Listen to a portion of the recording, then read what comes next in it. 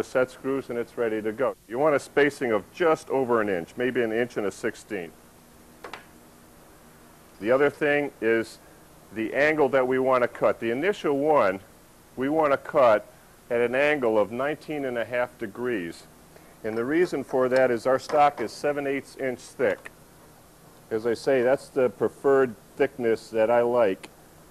So you just loosen this nut here, bolt, and you adjust it on the gauge that's here to 19.5 degrees. Now we're set to cut at that angle. Depending on the thickness of the stock, the angle is going to vary, and the project notebook here will show you in it what angles you'd want to cut each piece at. Right now, as I said, it's 19.5 degrees. Now this is a guide pin. Lift that out so the slide plate will go forward to the point where you want to make your first cut. So you go until the blade is, the outside blade here, which in this case is the inside blade, but making the outside cut, is just beyond the stock of the wood.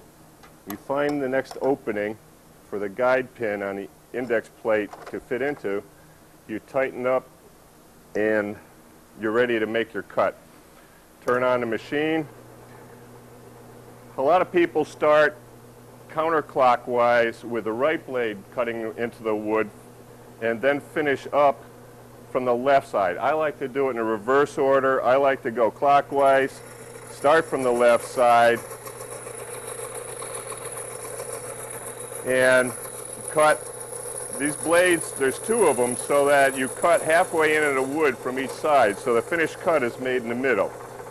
And occasionally you're going to have the wood bind up on the blade and the tool mount.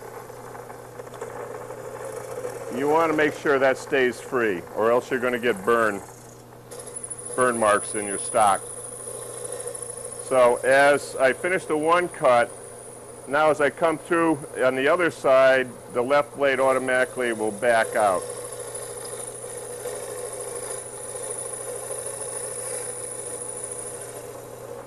And again, it's binding a little bit, so just back it out, knock off your excess pieces of wood cutting.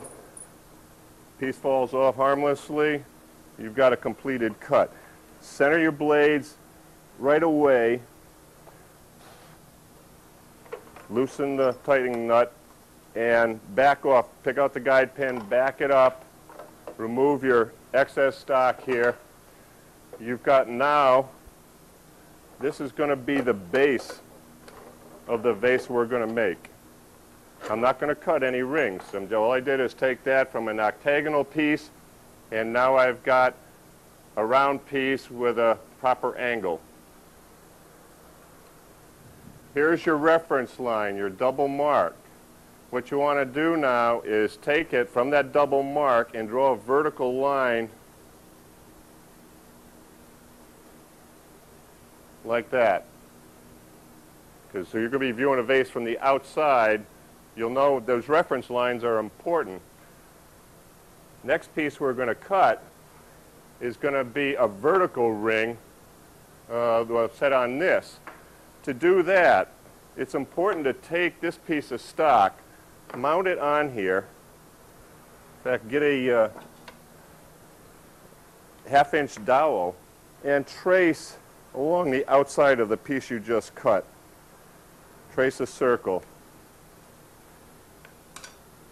And now when you mount it on the ring master, put the washer and nut back on, you'll know exactly the outside diameter of the cut you need to make.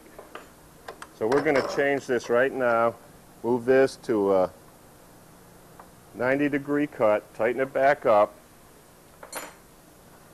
If you put it in the guide pin's holes, it will not be the right diameter to fit evenly on this.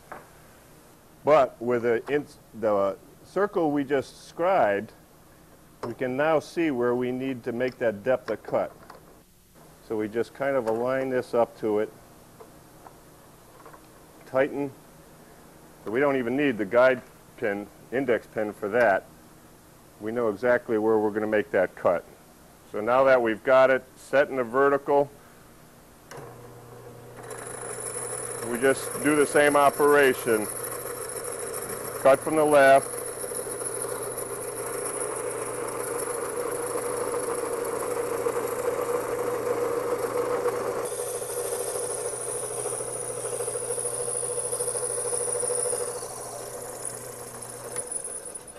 And there's our first cut, which again just makes our stock now round instead of octagonal. This is our extra waste pieces. Now we want a ring from this. So what we're going to do is go and set our blades initially to where we just made the cut and see where a reference point is on that. Now as it turns out on this, the base of the slide plate here, the very end of it, is right at the top of the circle. So I just slide it up to the next circle at the very top. So you still have the same depth of cut. You're going to have the same thickness ring. And before I cut it, this is what the dowels are for. I find them real handy. It's something I like to do, and it just helps in that I can take these dowels, set them in here, and in fact, let me loosen this and show you exactly. You can take this dowel pin in here, going to get a shorter one, set it right along the rod here, slide the base plate back to it. That automatically spaces it.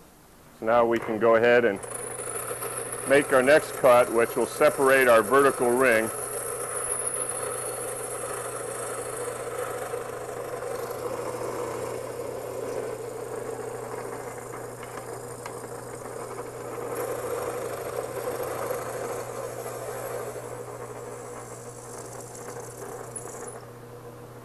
Usually you'll find a lot of the exotic woods tend to be oily. And the more oily a wood, the more you're going to have these little chips binding up on you. So don't hesitate to back it off and knock those out on a regular basis. Anyhow, here's our next ring. Actually, our first ring, as the other piece was a base. And nice clean ring. This is going to be, as you can see, fits on there real evenly. It's going to be our second piece up. Our reference line here, we need a reference line here. If you do that, catch it on a close-up, there's the double line reference. It'll be at the top of each ring. So you've got your single line references here, there's your double line reference. I like it where the grains are reversed. So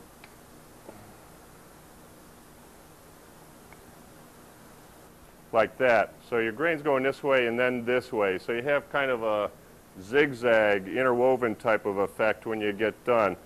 And the way I'm going to choose to align them is just that way. Now in this one, you have to kind of visualize how you want it to look and then look for the right reference line. In this case, where we have that double line,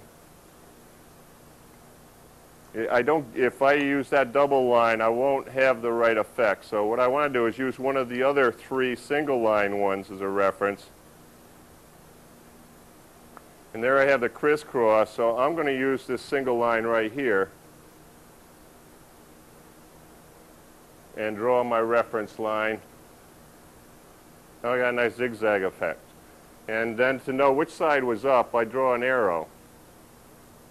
It's obvious with the angled ones, but on the vertical pieces, if they get misplaced or knocked over or something, you've got to know which way it was that would go back on. So that would be two of them right there. I guess the thing I can't stress enough is the fact that no matter how you do it, you keep side grain to side grain all the way up. You keep the same alignment. When I say side grain and end grain, you can see the lines of the grain of the wood running this way. that is your end grain. When you're looking into the grain of the wood, the way it's running, you're looking into the pores of the wood. That tends to be the darker portion of the wood. Being your grain's running this way, this is your side grain. Your side grain will always be lighter in color. If you screw it up and you have them all lined up except one, you get out of sequence and you have end grain lined up with a bunch of side grain, it'll look like a stripe on it. So you want to make sure when you get done, you can mark them any way you want, but always keep your side grain in alignment. Okay, now that we've got the vertical piece cut, now we want to change the angle back to our 19.5 degree. And when you slide this in, that, again, the blade that's cutting at the furthest outside will be on the inside, and you want that lined up right where it's going to start cutting at the edge of the wood, and there should be a hole there, which there is, for the index pin to fall in the index plate. So now all we're doing really is changing this the rest of the stock from a 0 degree angle to a 19.5 degree angle.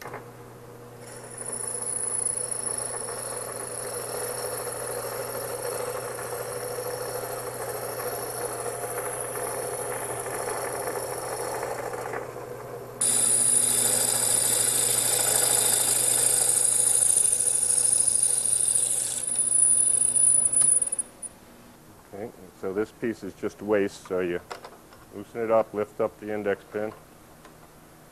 Your waste piece, now it's angled.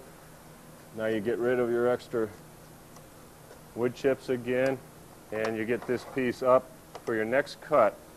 And if you want to get it really close, a lot of times you'll find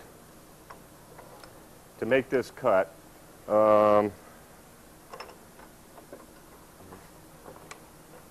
I thought I had adjustments so that I could get it. I'm not quite there. So what you need to do is this right here. You loosen this top nut and take off this bottom plate here. You'll be able to get in farther because that plate will hit there. And it's not necessary to make every single cut. Now you can get that guide index pin in there, and I can make this cut for this size angled ring that I'm going to want.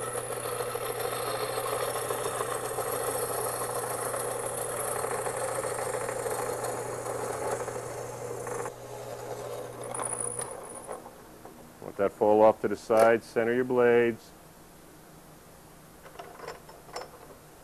Pull back your slide plate.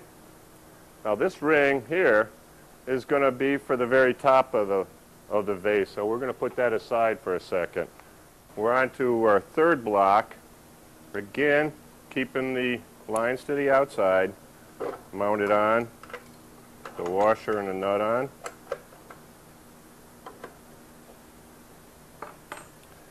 And this one we're going to cut 2 rings, both of them which are the same 19.5 degrees. So we just slide our slide plate forward until it's, again, the left-hand blade is just inside the stock of the wood, and find the next hole for the index pin to fall into on the index plate.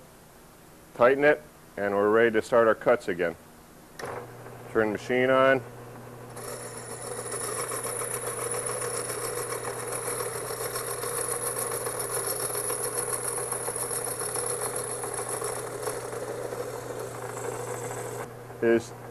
This Ringmaster is one fantastic instrument, and it's extremely safe. I started my 14-year-old boy doing this when he was 8 years old.